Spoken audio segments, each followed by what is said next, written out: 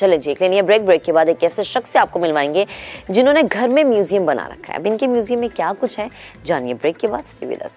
Welcome back once again. अच्छा जी, जरा मुल्तान का रुख करते हैं।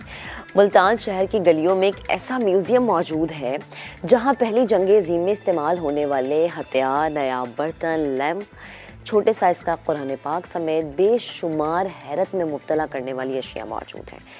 इस म्यूज़ियम की सैर हमें करवाएंगे मुकर्रम खान, और उसके बाद जिनका ये म्यूज़ियम है उनसे भी हम बात करवाएंगे आपकी। इससे पहले रिपोर्ट देखिए। इस घर के कमरे में मौजूद है हैरत अंगेज नायाब चीजों का खजाना, जिसे देखकर इंसान सैकड़ों साल माजी में चला जाता है।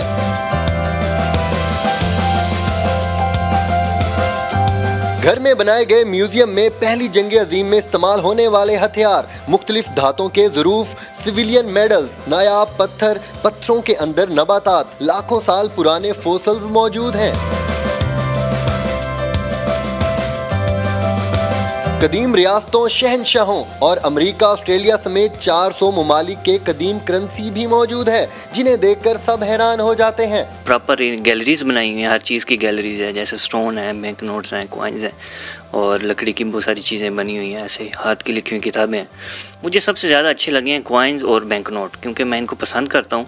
तो जैसे इन्होंने अरेंज किए हुए हैं मुझे बहुत अच्छे लगे हैं, खास करके इन्होंने पॉलीमर जो बैंक नोट अरेंज किए हुए हैं। म्यूजियम में कलमी नुस्खाजात, मुकद्दस तबरुकात, 18वीं और 14वीं सदी के कैमरे और 1876 में इस्तेमाल होने वाले टेलीफोन भी अपनी असली हालत में मौजूद हैं। रोहतक से हमारे वालिदैन ने हिजरत की और मुल्तान तशरीफ़ लाए, तो कुछ चीज़ें ऐसी थी जो उनके ज़ेरे इस्तेमाल थी। मैं तसव्वुर भी नहीं कर सकता था कि उस दौर की चीज़ें जो आम इस्तेमाल की थीं, वक्त गुजरने के साथ साथ इतनी ज़्यादा अहमियत की हामिल हो जाएंगी। छोटे से कमरे के बने अजायब घर में हयातियाती गैलरी में महफूज किए गए जानदार डॉक टिकट्स समेत बेशुमार हैरान कुन चीजें मौजूद हैं, जो कि माजी के अदवार की अक्कासी करती हैं। कैमरामैन अकमल खोखर के साथ मुकर्रम खान, समा, मुल्तान। रिपोर्ट आपने देखी। अब आपकी मुलाकात करवाता है आबिद सहर साहब से, जिनका ये म्यूज़ियम है, जिन्होंने ये म्यूज़ियम सजाया है। आबिद साहब, बेहद शुक्रिया वक्त देने के लिए। Good morning. मुझे बताइएगा ये आइडिया कैसे आया और मतलब लाइक कब से जो है आप चीज़ें संभालना शुरू की और कब से आपने इस म्यूज़ियम को सेट करना शुरू किया, कितना वक्त हो गया? जी अस्सलाम वालेकुम। अल्हम्दुलिल्लाह मेरा ताल्लुक़ जिस फैमिली से है, 1947 में जिस वक्त पाकिस्तान में माइग्रेशन करके रोहतक से मेरे आबा तशरीफ़ लाए थे, तो कुछ चीज़ें उनके पास मौजूद थीं और बहुत ज़्यादा हिफाजत के साथ वो रखा करते थे। कुछ तांबे और पीतल के ज़रूफ थे जो हमारी वालदा के जहेज़ के थे, वो भी थे। और उस में हमें अंदाज़ा नहीं था कि ये चीज़ें इतनी ज़्यादा अहम होती चली जा रही हैं। फिर वक्त के तकाज़ों के साथ साथ हम आगे बढ़ते चले गए, इसको बाकायदा तौर पे हमने मुनज़्ज़म किया और ये महाजरीन रोहतक का आबाई म्यूज़ियम, जो दर हकीकत ये हाउजियम है, शहर मुल्तान म्यूज़ियम। और बहुत सारे जो हमारे फैमिली के दोस्त हैं, उन्होंने भी जब विज़िट किया तो अपने कुछ नवादरात जो उनके पास थे वो भी हमें उन्होंने गिफ्ट किए। इसके साथ साथ आज के दौर में इंटरनेट का ज़माना है, तो इंटरनेट से बहुत सारी चीज़ें मैसर हैं। मेरा ताल्लुक़ चूँकि अंदरून शहर मुल्तान से है और मुल्तान तारीख़ी हवाले से 5000 साल से ज़ायद कदीम ज़िंदा शहर है और जिस तरह से तरक्की होती चली जा रही है, तो मुल्तान शहर पुरानी इमारात जो हैं, लोग इनको बड़े वसी पैमाने पर अब गिरा रहे हैं, प्लाजे बन रहे हैं। यानी जो पुरानी छोटी कॉम्प्लिकेटेड डिज़ाइंस की बारीक ईंटें हुआ करती थी, इमारात जिन ईंटों से बनती थी, वो बहुत मोटी मोटी दीवारें हुआ करती थी।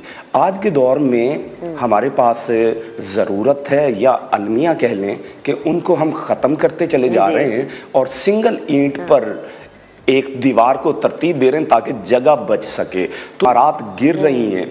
चूँकि इतना कदीम तरीन हमारा शहर मुल्तान है, तो यहाँ से बहुत सी चीज़ें वो मैसर हैं। आगाही और शऊर ना होने की वजह से बड़ी तादाद में ये नवादरात ज़ाया भी होते चले जा रहे हैं। तो मैं ये समझता हूँ, बिल्कुल ठीक कह रहे हैं। हाँ, अगर शऊर होगा, नॉलेज होगा, जिस तरह से बिल्कुल आबिद साहब, अवेयरनेस होना बड़ा ज़रूरी है और आप जैसे लोग जो हैं वो अवेयरनेस का जरिया बन रहे हैं। हम आप लोगों को अपने प्रोग्राम में बुलाते हैं, आप लोग अवेयरनेस देते हैं और मेरे ख्याल से कि लोग इससे सीखते हैं। मुझे बताएं कि कितना मुश्किल होता है इन चीज़ों की मेंटेनेंस के हवाले से मैं पूछना चाहती थी, चीज़ों को मेंटेन रखना, इनकी प्लेसिंग, जगह का साफ़ होना। क्या आप अकेले ये काम करते हैं, आपकी एक प्रॉपर टीम है? क्योंकि जाहिर सी बात है पुरानी चीज़ें, नायाब चीज़ें, उनको साफ़ रखना, उनकी सफाई होना ज़्यादा ज़रूरी है। जैसे कि कुछ चीज़ें ऐसी हैं जो कि शायद कहीं से जो है डैमेज भी हो गई होंगी, तो वो मज़ीद वक्त गुजरने के साथ डैमेज ना हो, उसको मेंटेन आप कैसे रखते हैं? इसके लिए हमने शीशे की गैलरीज बना रखी हैं और उनके अंदर महफूज रखे हैं। पहले मेरे दादा अबू थे, उनके बाद मेरे वालिद थे, उनको रखते थे। अब मैं हूँ। मैं ये समझता हूँ कि अल्हम्दुलिल्लाह, ये अल्लाह का लाख लाख शुक्र है कि मेरी मिसेज़ इंतहाई कोऑपरेटिव हैं, बहुत अच्छी हैं और बहुत ज़्यादा ख्याल रखती हैं। और अब इसको जो लुक आफ्टर कर रहा है वो मेरा बेटा मोहम्मद साकिब सहर कर रहा है, जो ICS का स्टूडेंट है। दुनिया में बहुत सारे लोग काम किया करते हैं, आप ज़्यादा अच्छे अंदाज में जानते हैं, लेकिन जो काम करने वाले लोग होते हैं उनमें जिस तरह से कुरान कहता है, अल्लाह पाक इरशाद फरमाते हैं, हल यस्तविल लज़ीना यालमून वल्लज़ीना ला यालमून, कि क्या जो लोग जानते हैं और जो लोग नहीं जानते वो बराबर हैं। तो अगर नॉलेज होगा और नॉलेज होने के बाद काम किया जाएगा तो फिर बहुत ज़्यादा मज़ा आता है। क्योंकि हो सकता है कि एक मिट्टी की ढेली हमें कहीं से मिलती है, अगर हमारे पास नॉलेज नहीं है तो वो बेकार है। और ये पॉसिबल है कि वो फॉसिल हो, वो लाखों और करोड़ों साल कदीम हो। अगर नॉलेज होगा तब जाकर इसके बारे में आगाही होगी और शऊर होगा। तो बहुत सारे दोस्तों के पास कुछ नवादरात थे, लेकिन उनको शऊर या नॉलेज ना होने की वजह से शऊर नहीं था या अवेयरनेस नहीं थी कि जिसको मेंटेन कैसे रखना है आपने। अच्छा आबिद साहब, मुझे बताएं कि आपके इस म्यूजियम में आपकी अपनी पसंदीदा चीज़ क्या है, और सेकंड कि आपके इस म्यूजियम में सबसे ज़्यादा कदीम चीज़ कौन सी है, सबसे ज़्यादा पुरानी हो? सबसे ज़्यादा जो पुरानी है जी हमारे म्यूज़ियम में, हाउजियम में, वो फोसल्स गैलरी है हमारी। फोसल्स जो हैं आप जानते हैं कि लाखों करोड़ों साल कदीम हुआ करते हैं, यानी जिस वक्त इंसानी ज़िंदगी का भी आगाज़ नहीं हुआ था। इंसानी ज़िंदगी का आगाज़ तो बहुत ज़्यादा महदूद है, इससे ज़्यादा कदीम किसी भी चीज़ को जब हम परखते हैं तो फिर कार्बन रेडियोएटिक जो डेटिंग सिस्टम है उसके ज़रिए परखा जा सकता है। और हाफ लाइफ अगर कार्बन के हवाले से हम देखते हैं, कार्बन बेसिकली 25% हुआ करता है लाइफ में, ज़िंदगी के लिए। जब तक कोई भी जानदार, वो हैवानात है, वो नबातात है, वो जमादात है, हर लाइफ में 25% कार्बन मौजूद हुआ करता है। और कार्बन के जो 3 आइसोटोप्स हुआ करते हैं, C12, C13 और C14 अनस्टेबल हुआ करता है, जिसने कन्वर्ट होना है नाइट्रोजन में। तो एक अगर फर्स्ट हाफ लाइफ को हम देखते हैं तो ये 5730 साल कदीम हुआ करती है। Second half life, third half life, अगर इसको हम इस अंदाज में देखते हैं तो 50,000 ईयर्स ओल्ड तक ये कार्बन रेडियोएटिक जो डेटिंग सिस्टम है ये बहुत अच्छे अंदाज में हमें समझा देता है। एक वक्त आता है कि फिर ये प्रोसेस जो है ये भी आगाही नहीं देता। अगर कोई इससे भी कदीम चीज़ हमें फोसल वगैरह मिल रही है तो फिर यूरेनियम वगैरह, जिस वक्त हम मैट्रिक में थे, पीरियोडिक टेबल पढ़ा करते थे कि 118 जो एलिमेंट्स हैं, तो उस वक्त हमें इतनी ज़्यादा नहीं समझ आती थी। असल में जिस वक्त फॉसल्स के हवाले से मैंने शुरू में स्टडी की थी, मेरे टीचर्स ने बताई थी, मैंने ये कुछ बातें बाहर अपने दोस्तों के साथ की, बड़े लोगों के साथ की, तो एक बार मेरा मजाक उड़ाया गया था, ये कैसे पॉसिबल है कि कोई जानदार हो और वो पत्थर में कन्वर्ट हो जाए।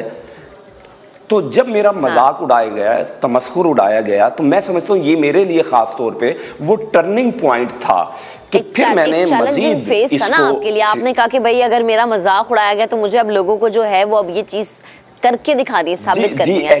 मुझे ये बताएंगे, ज़ाहिर है आपके म्यूजियम में बेतहाशा चीज़ें हैं जी, तो अब ये ज़ाहिर है आप और भी चीज़ें इकट्ठी करना चाहेंगे, इसको मज़ीद एक्सटेंड करना चाहेंगे, इस हवाले से आपका क्या प्लान है? और सेकंड क्वेश्चन मेरा ये है कि अगर किसी के पास इसी तरह की कोई नायाब चीज़ है, जैसे मेरे घर में अगर कोई चीज़ है और मैं चाहती हूँ जी कि मैं आपके म्यूजियम में रखवा दूँ, तो उसका तरीक़ाकार क्या है? क्या मैं रखवा सकती हूँ, सेल आउट कर सकती हूँ?